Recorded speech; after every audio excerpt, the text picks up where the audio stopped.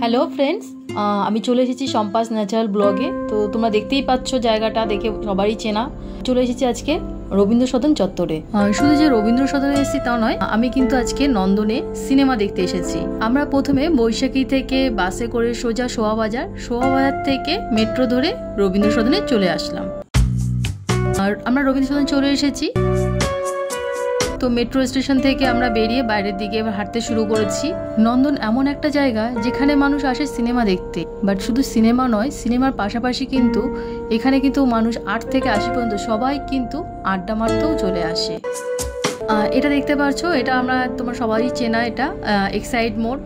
আর এই রবীন্দ্র সদন এমন একটা জায়গায় অবস্থিত যেখানে কিন্তু সহজেই মানুষ কিন্তু আসতে পারে। যে কোনো ধরনের পরিবহন ব্যবস্থা কিন্তু খুবই ভালো রয়েছে। এবার আমরা চলে এসেছি শিশির মঞ্চের দিকে। আর শিশির মঞ্চের পাশেই রয়েছে কিন্তু গগনেন্দ্র শিল্প প্রদর্শনশালা, মানে নানা রকমের ছবির প্রদর্শনী কিন্তু এখানে প্রতিদিনই থাকে। এবার কিন্তু আমরা ঢুকে পড়লাম নন্দন প্রাঙ্গণে। আর সামনেই দেখছো নন্দনের সামনে বায়োস্কোপ রয়েছে, আর বায়োস্কোপের পাশে দাঁড়িয়ে আমি কিন্তু কয়েকটা ছবিও তুলে নিলাম। নন্দন থেকে একটু এগিয়ে গেলেই তো কাঠের ফলকের ওপরে, মানে নন্দন প্রাঙ্গণে কি আছে তার ডিরেকশনগুলো কিন্তু কাঠের ফলকে লেখা রয়েছে। এত সুন্দর একটা গাছের গুড়ি কেটে যে একটা মানুষের আকৃতি দিয়ে দাঁড় করানো রয়েছে, আর দেখতে কিন্তু ভীষণ সুন্দর। নন্দনে আমি বহুবার এসেছি, কিন্তু নন্দনের পাশে এই যে সরোবরটা দেখতে পাচ্ছ, এই সরোবরের কাছেও এসেছি, বাট কখনো এরকম ঝর্ণাটা আমার কখনো চোখে পড়েনি, হয়তো আমি খেয়াল করিনি। কিন্তু আজকে আমরা এমন একটা দিনে এসেছি, সেদিন কিন্তু ঝর্ণাটা খোলা ছিল। আর ঝর্ণার পাশে দাঁড়িয়ে অনেকে কিন্তু ছবি তুলছিল, রিল করছিল। তো আমিও লোভ সামলাতে না পেরে আমিও কিন্তু কয়েকটা ছবি তুলে নিলাম। আর এই যে দেখতে পাচ্ছ আমার কর্তামশাই, তিনিও একটু ঘুরে ফিরে দেখছিল, তারও একটু আমি সেলফি তুলে দিয়েছি।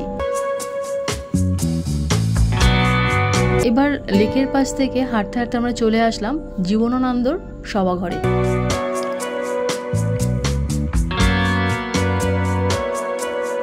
এর পাশেই কিন্তু রয়েছে পশ্চিমবঙ্গ বাংলা একাডেমি।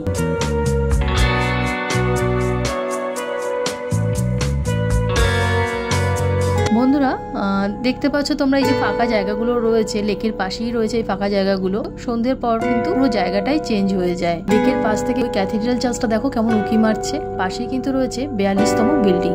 রবীন্দ্র সদন হচ্ছেই তো সাংস্কৃতিক পীঠস্থান, তো এখানে অনুষ্ঠান সবসময় লেগেই থাকে। তো এবারে ফিল্ম ফেস্টিভ্যালে কিরকম ছিল পরিবেশটা, তার একটা ঝলক তোমাদের আমি দেখিয়ে দিচ্ছি।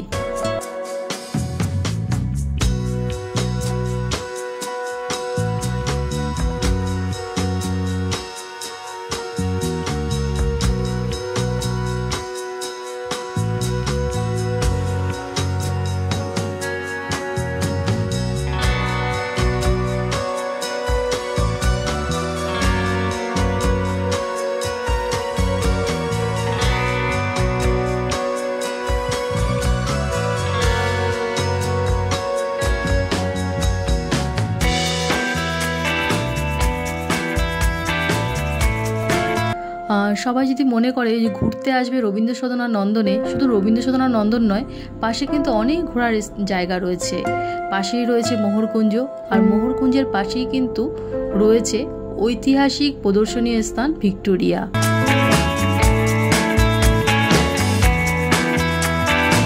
শুধু কি ভিক্টোরিয়া, পাশে কিন্তু রয়েছে বিড়লা প্ল্যানেটোরিয়াম। এখানে কিন্তু সৌরজগৎ আর তারামণ্ডলের সম্পর্কে একটা শো হয়। আর তার একটু পাশেই কিন্তু রয়েছে সেন্ট পল ক্যাথিড্রাল চার্চ, যেটা কিন্তু 25 ডিসেম্বরে খুব সুন্দরভাবে সেজে ওঠে।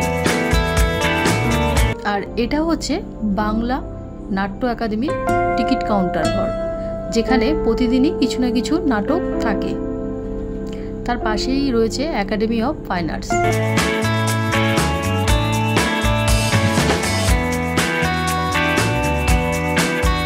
এটা হচ্ছে ফুড কোর্ট, অর্থাৎ মানুষ নাটক সিনেমা যাই দেখুক, এই জায়গাটা কিন্তু সবাই বসে খাওয়া দাওয়া করে। যার স্মৃতিতে এই রবীন্দ্র সদন নামটি হয়েছে, তিনি কিন্তু স্বয়ং দাঁড়িয়ে আছে। রবীন্দ্রনাথ ঠাকুরের একদিকে রয়েছে একতারা মুক্ত মঞ্চ, আর অন্যদিকে কিন্তু রয়েছে রবীন্দ্র সদন। এটা হচ্ছে রবীন্দ্র সদনের টিকিট কাউন্টার। আর ভেতরের দিকেও কিন্তু রয়েছে একটা ফুড কোর্ট, যেটা এখন যদিও বা ফাঁকা রয়েছে। নন্দনে সিনেমা দেখতে এসে আমাদের কিন্তু একটা উপরি পাওনা হলো রবীন্দ্র সদনে 3 মহান ব্যক্তির কে নিয়ে একটা অনুষ্ঠান চলছিল কথায় ও গানে, যেখানে আমরা কিছুটা সময় কাটালাম, কারণ আমাদের সিনেমা কিন্তু ছিল 6টা 20-তে। তো তার আগে পর্যন্তই আমরা এখানে কিছু সময় কাটিয়েছি। বাইরে বেরিয়ে দেখি প্রবীর দত্তর স্মরণে একটা পথনাট্য চলছিল। এখন দেখো সন্ধে হয়ে গেছে আর পরিবেশটাই কিন্তু পুরো পাল্টে গেছে।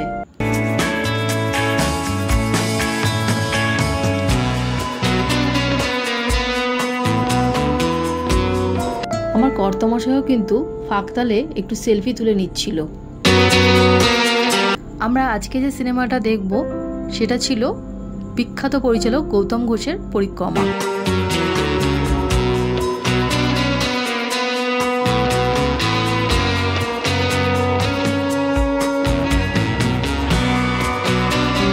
এবার এই টিকিটটা নিয়ে সোজা আমরা দোতলায় উঠে গেলাম।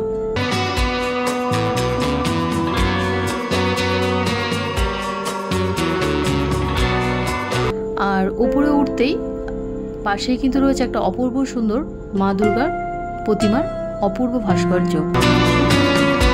সিনেমা দেখা আমাদের শেষ হয়ে গেছে, তো ওপর থেকে নিচের পরিবেশটা যেন আরো সুন্দর লাগছিল। আজকে আমি রবীন্দ্র সদন বা নন্দন চত্বরটাকে পুরো দেখানোর চেষ্টা করলাম। আমি তো বহুবার এসেছি, বা যারা আসোনি তারা আসতে পারো। আর যদি ভালো লেগে থাকে আমার এই রবীন্দ্র সদন বা নন্দন চত্বর নিয়ে ভিডিও, তো অবশ্যই লাইক, কমেন্ট আর শেয়ার করো।